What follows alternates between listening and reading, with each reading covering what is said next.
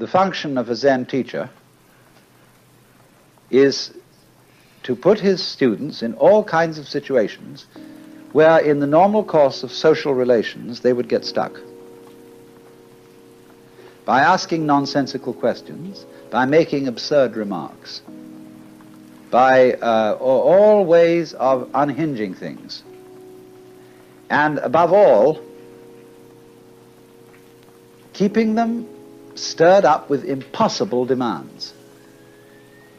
To hear the sound of one hand, to, without moving, stop a ship sailing out on the water, or to stop the sound of a train whistle in the distance. Magic. To touch the ceiling without getting up from one's chair. To take the 4 divisions of Tokyo out of your sleeve. To take Mount Fuji out of a pillbox. All these impossible questions are asked. And in the ordinary way of interpreting these questions, we think, well, now, gee, how could we do that?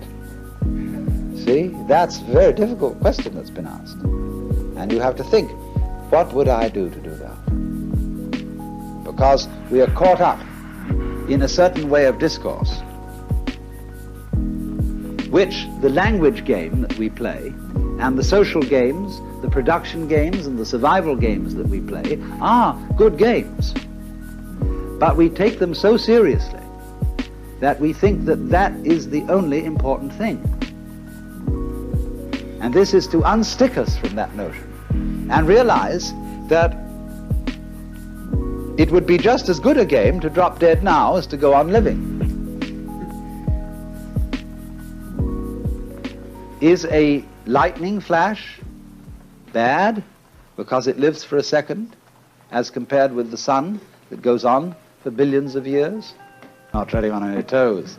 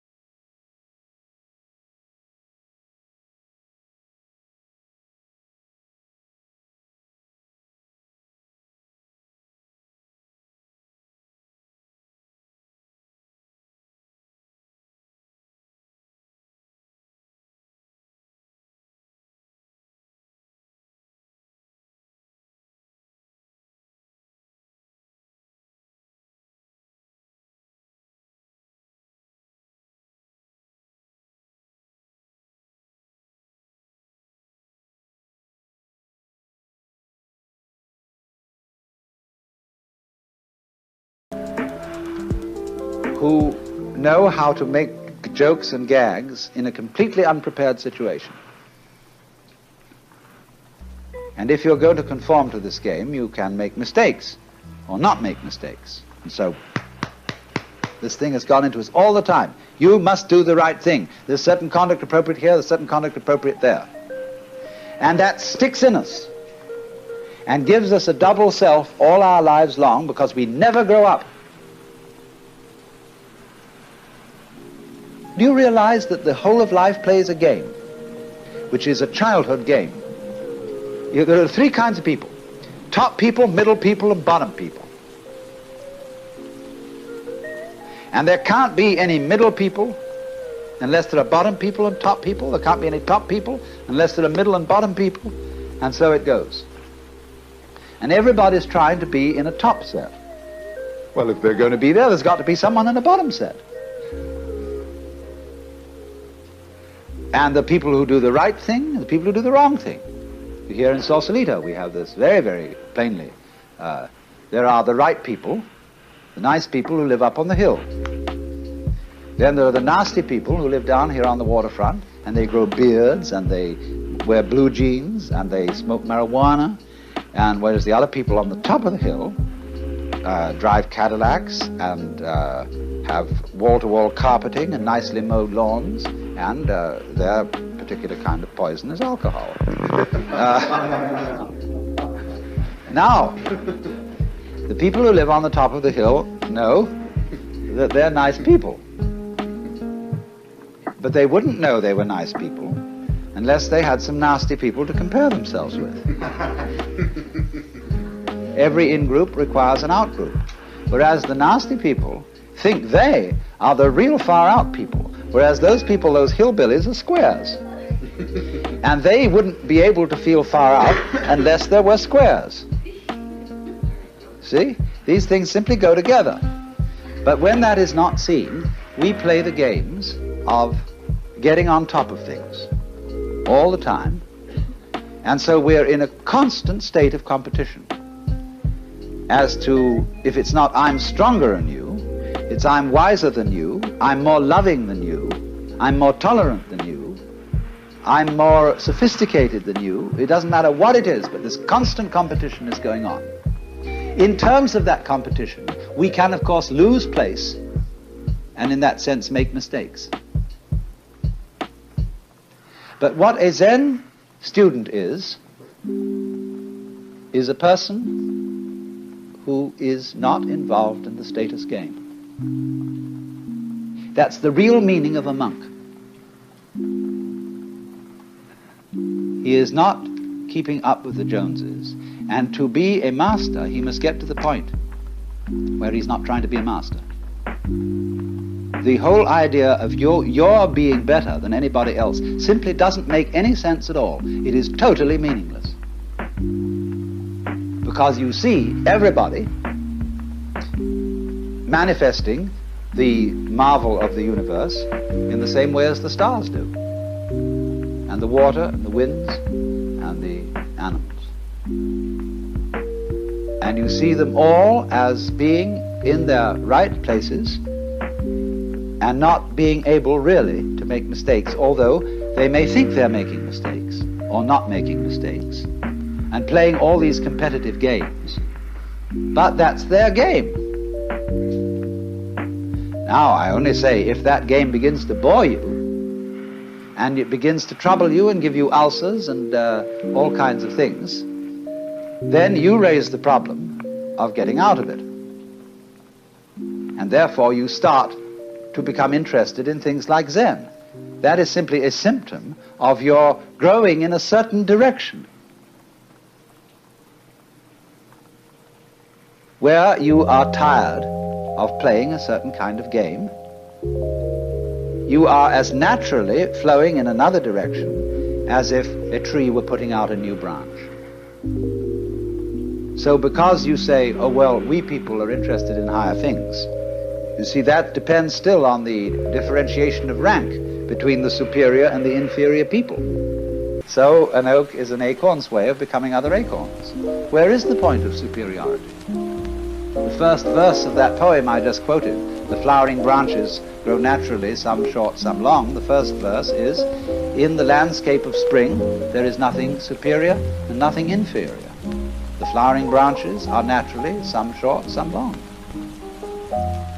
So that's the point of view of being an outcast, in the sense of being outside the taking seriously of being involved in the social game, and therefore being threatened by making mistakes, of doing the wrong thing.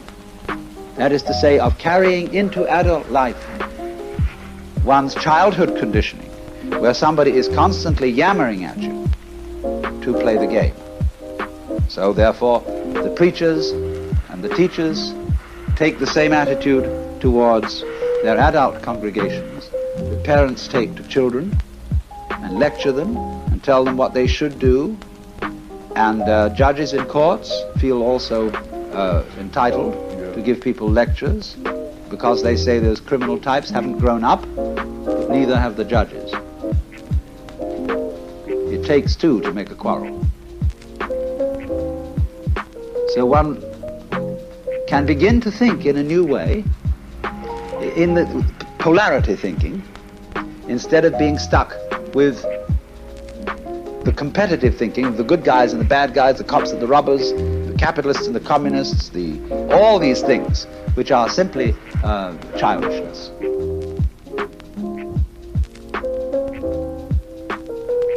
Now, of course, you recognize that the moment I say that, it's like talking in English in order to show that the English language has limitations. And I am talking in a language that seems competitive to show that the competitive game has limitations. As if I were saying to all you cats here, look, I have something to tell you that is, and if you get this, you'll be in a better position than you were before you heard it. But I cannot speak to this group or this society or this language-speaking culture without using the language, the gestures, the customs, etc. that you have. The Zen masters try to get around this by doing things suddenly that people just don't get. Well, what is this? Therefore, that is the reason why, this is the real reason why, Zen cannot be explained. You have to make, as it were, a jump from the valuation game of better people and worse people, in groups and out groups. And you can only make it by seeing that they all are mutually interdependent. So if we take this situation, let's say I would be talking to you and saying, look, I have some very special thing that you've got to take notice of. Therefore, I am the in-group, and I am the teacher, and you are the out-group. I know perfectly well that I cannot be the teacher unless you come here. And so that my status and my position is totally dependent on you. It isn't something you see, therefore I have first, and then you get. These things arise mutually. So if you wouldn't come, I wouldn't talk. I wouldn't know what to say. Because I borrowed your language. So that is the insight that things go together. Then, when you see that and aren't in competition, then you don't make a mistake, because you don't dither. When I first learned the piano and played these wretched scales, the teacher beside me had a pencil in her hand, and she hit my fingers every time I made a wrong note. Consequent was I never learned to read music, because I hesitated too long to play the note on time. Because I was always, is this pencil going to land? See? And that gets built into your psyche. And so people are always, although they're adults and nobody is clubbing them around and screaming at them any longer, they hear the echoes of that screaming mama or that bombinating papa in the back of their heads all their life long. And so they adopt the same attitudes to their own children, and the fast continues. Because there is no, I mean, I don't say that you shouldn't lay down the law to children if you want them to play the social game.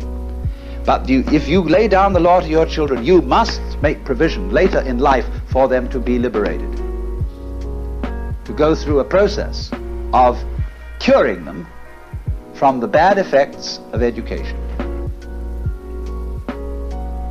But you can't do that unless you too grow up, you see, unless we grow up. Says I, including myself.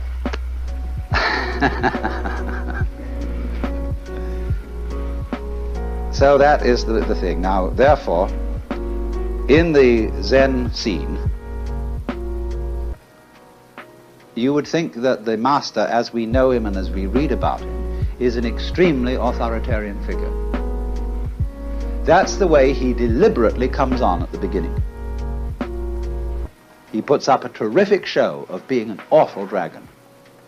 And this screens out all sorts of people who don't have somehow the nerve to get into the work. But once you are in, a very strange change takes place. The master becomes the brother. He becomes the affectionate helper of all those students, and they love him as they would a brother, rather than respect him as they would a father. And therefore the students and masters, they make jokes about each other. They have a very curious kind of social relationship, which has all the outward trappings of the authoritarian. But everybody knows on the inside that that's a joke. Liberated people have to be very cool. Otherwise, in a society which doesn't believe in equality and cannot possibly practice it, they would be considered extremely subversive. And therefore great Zen masters wear purple and gold and carry scepters and sit in thrones, and all this is carried on to cool it. And the outside world knows that they're all right. They have discipline, they have order, they're perfectly fine.